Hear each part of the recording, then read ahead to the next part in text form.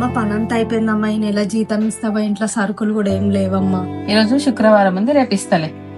అసలు సరుకులు కూడా పిల్లలకు అన్నం పెట్టడానికి కూడా పైసలు లేవమ్మా. ఈ రోజు నేను ఇయ్యమ్మా, శుక్రవారము రేపు ఇస్తలే. ఇగో పిల్లలకు తీసుకో.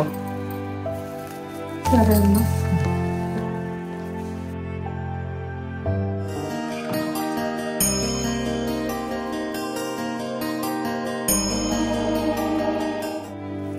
సార్ పనంతా అయిపోయింది, ఈ నెల జీతం ఇస్తారా సార్?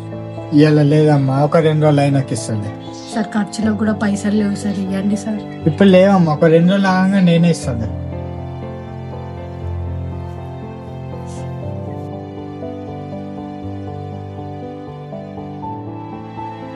పిల్లలు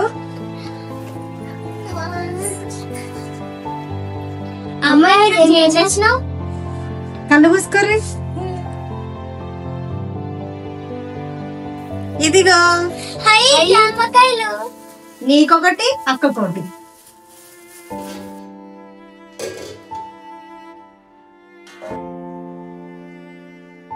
ఉన్న బియ్యంతో అన్నం వండేసిన.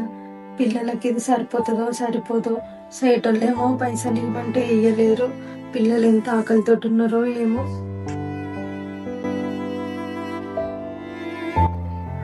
పిల్లలు తింటే నాకు మనసుకు అదే తృప్తి ఉంటది. అరే అమ్మ మన కోసం ఎంత కష్టపడుతుందిరా. అవునక్క, పెద్దనక్క మమ్మీ మంచి చూసుకున్నాం. అరే తమ్ముడు, నేనైతే మంచి చదువుకొని మమ్మీకి మంచి పేరు తెస్తారా. నేను మంచి పేరు తెప్పిస్తా అక్క.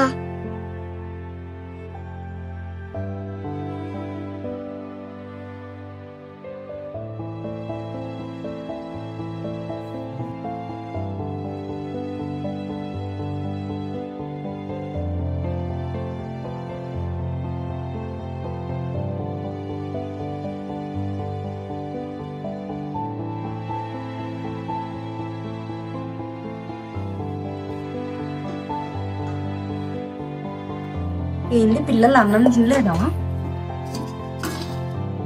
నీకు లేదని తెలుసమ్మా. నువ్వు బాధపడినవా అమ్మ చూసి.